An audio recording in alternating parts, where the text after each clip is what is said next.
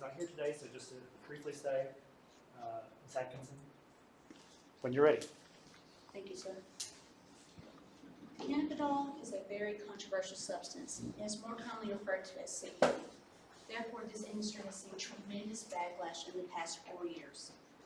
But despite all these obstacles thrown its way, it has still continued to grow at an extremely rapid rate. Therefore, I've nicknamed it a silent growing giant. Good afternoon, everyone. My name is Sara, and today I'll be talking about the resilience of the CBD industry. To begin, I'd like to do a brief introduction of CBD to show you what it truly is and to tell you some of the key terms I'll be using throughout this presentation. Following that, I'll go through the 2018 Agricultural Improvement Act, or also known as the 2018 Farm Bill. Next, I'll touch upon the worldwide CBD regulations to show how lenient the U.S. truly is. Lastly, I'll go through the findings of a study I was actually able to conduct here at JSU's College of Business and Industry, along with the significance of these results. To begin, CBD is highly mistaken for marijuana. However, CBD is actually a hemp-derived substance. If you put hemp into simple terms, you can look at it as the cousin of marijuana. So there are many similarities between the two. However, a huge differentiating factor is the level of tetrahydrocannabinol, or THC, in each substance. Therefore, marijuana is on the end where it is abundant in THC, and CBD has a legal limit of 0.3%. And therefore, most people think all CBD products have THC in them. That's not the case. There are THC-free CBD products that have the same effects as CBD products with THC in them. However, they're just not as common. So most of the time, if you go into the store and look at CBD products, they will contain THC. And why would somebody use CBD products? Well, there's varying usages of these. Little things such as inflammation, pain, and even anxiety, all the way up into arthritis and even seizures in some patients. And the only reason I'm able to be here today is the 2018 Agricultural Improvement Act. What this is this actually legalized hemp cultivation in the U.S. And this is another touchy subject where a lot of potential consumers get scared of trying CBD because this industry is not FDA regulated. However, this falls onto the manufacturers. Most of the time, if they are proud of their products, they will have third-party testing, and they will make sure you know it. It will be on the packaging, it will be on the website. Anywhere you could find the product, they will make sure that you know it's third-party testing. And what that is they will contact an independent lab, and that lab will run tests to make sure they're accurately advertising that product and that it is completely legal and safe for consumption. And the interesting thing about this bill is it's actually set to expire in fiscal year 2023. Therefore, hearings for this bill started in late 2022, and they are still currently going on. There's no definite deadline for when this decision is going to be made. However, we do not expect any improvements or any restrictions to go along with this new bill. And so to show how lenient the U.S. is, there is no restrictions on CBD products except that 0.3% THC level. But if you look at countries such as China, they are solely cosmetic. They only allow CBD in products such as sunscreens, serums, and even creams. And just like the U.S., they have that 0.3% THC limit. For a stark comparison, we have countries such as Russia, where it is completely illegal.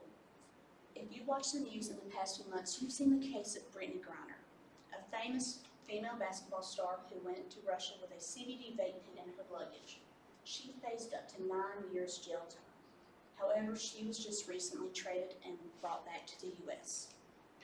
And lastly, for a more similar comparison of CBD products, we have the United Kingdom. Just like the U.S., they allow all types of CBD products, whether it's gummies, vapes, gels, anything you could think of. However, they have a 0.2% THC level. Therefore, overall, U.S. is the most lenient CBD manufacturing country. And now, my most exciting part of this presentation, the findings of a study I was able to conduct at JSU's CBI. This had 26 respondents, all of which were Generation Z. Going into this study, I wanted to find out what Gen Z's perception of CBD was. And as I mentioned previously, there's a lot of backlash against this industry. Therefore, when I entered the study, I was worried about this negative stigma stifling the results of the study. However, I was quickly proven wrong. Half of the respondents had actually tried CBD. I was over the moon when I found this out, because I was like, okay, I'm getting somewhere with this. And further along in the questionnaire, I asked them if they agreed with the following statement. Do you believe CBD can improve someone's way of living? 81% of respondents agreed with that statement. So the negative stigma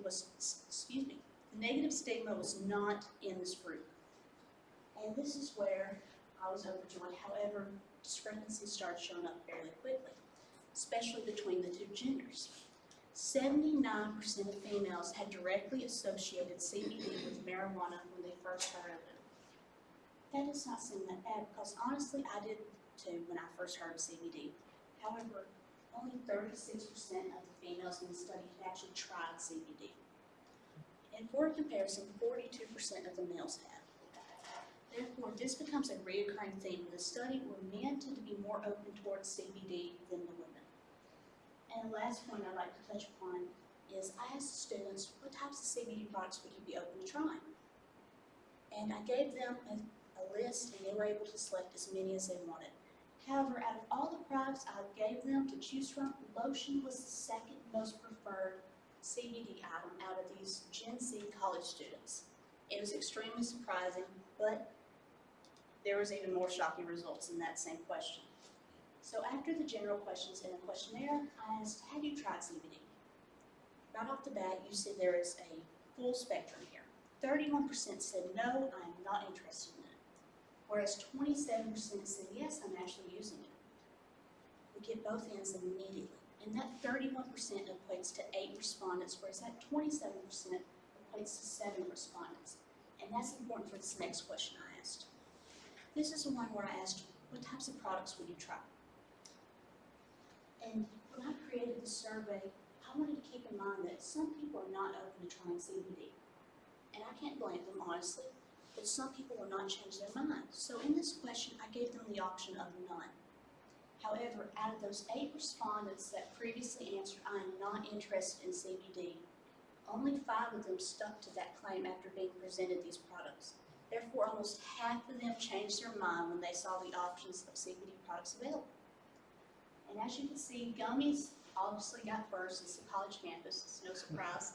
Second was that lotion. However, third place was pain gels and vapes. I'm not sure what audience I actually captured in this survey, but I was very shocked to see lotion and pain gels up there in the top 4.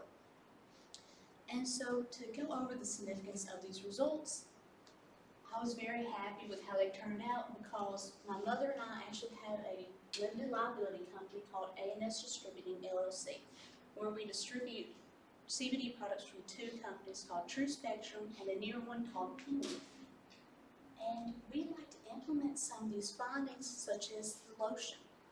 I never thought about putting lotion in the convenience stores in this area. However, there's definitely a demand for it, to say the least. And secondly, informing potential customers. As we saw, 79% of females had directly associated CBD with marijuana in the first place, and only 36% had went as far to try it. I believe informing these potential customers as to what CBD truly is and getting rid of that negative stigma I was so scared of going into the study would truly change this industry for the better and make it grow as though we've never seen it grow before. And lastly, future studies are abundant out of just this little study I was able to conduct, whether it's looking at Gen Z's relationships to CBD overall, or whether it's consumer preferences changing in this area throughout the generations, the packaging and labeling of products and how it appeals to CBD users. There's countless studies that can be done just from the little bit I was able to gather out of these 26 respondents. And I know I just talked about a lot, so to summarize everything, I just went over what CBD is, the importance of THC and the usages of CBD products, Following that, I went through the 2018 Farm Bill and how it's the only way I'm able to stand up here and even talk about my findings today. Next, I went over CBD regulations worldwide to show you how lenient the U.S. really is. And lastly, I went over the findings of the study and how I plan to incorporate it in the future, such as research in packaging, consumer preferences, and potentially informing consumers to see if their perceptions of CBD change. And I hope you all were able to learn something today. I appreciate your time. Thank you. Does anyone have any questions?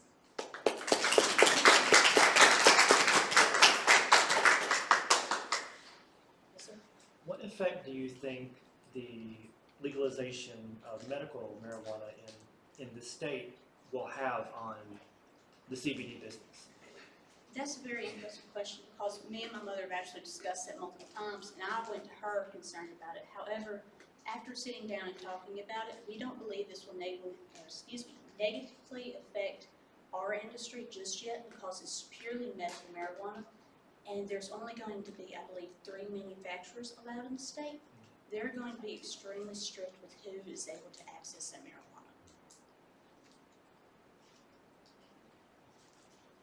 Yes, ma'am? So,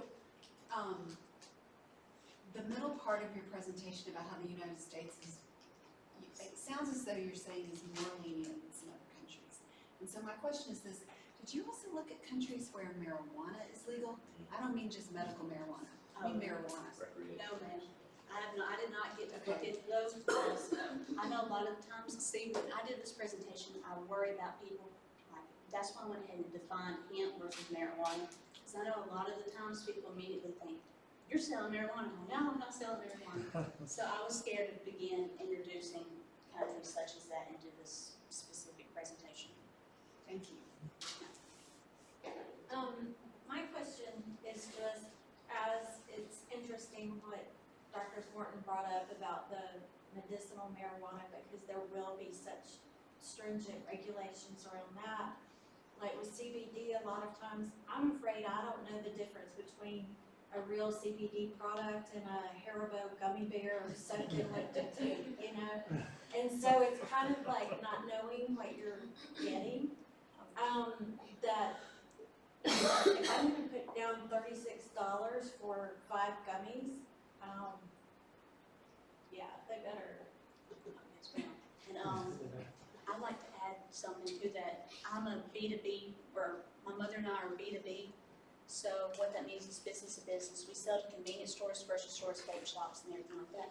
And you were talking about the $36 per pack of gummies. They actually make 100% profit on every single CBD product they get, at least from us, and even more so on other CBD products.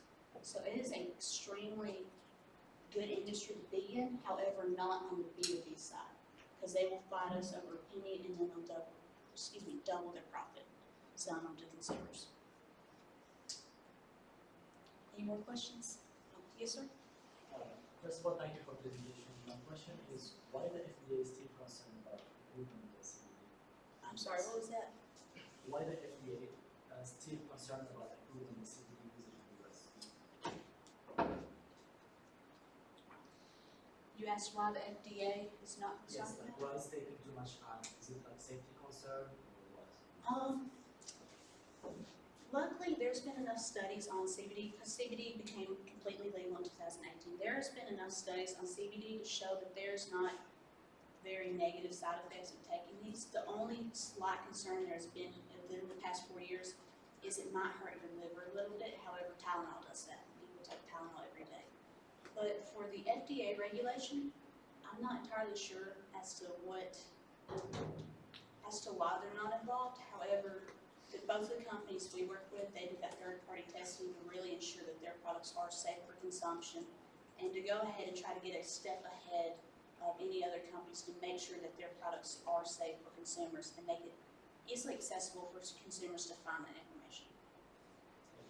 So can I add something on top of that? Because the title is sleeping giant in the CBD industry, right? So it's right now it's still like a half asleep. So I'm pretty sure in the future you will be wide awake because we're gonna bloom business. And right now we take a sleeping pills when we trying to have problem go to sleep. But in the future you may take a CBD product just like sleeping pills, maybe the insurance will pay some of that. So at that time, I think FDA will consider approve it, or let everybody take it, and with no side effects, still you have a long way to go. Again, I'm very proud of Sara, 19 years old, 10 years old, young explorer, started the business and ran the business with her mother. I'm very proud of her. Thank you. And I'd like to introduce Dr. Huang. She was actually the co-author for my paper. She did my dirty job. Any other questions for our speaker? Well, let's thank her again.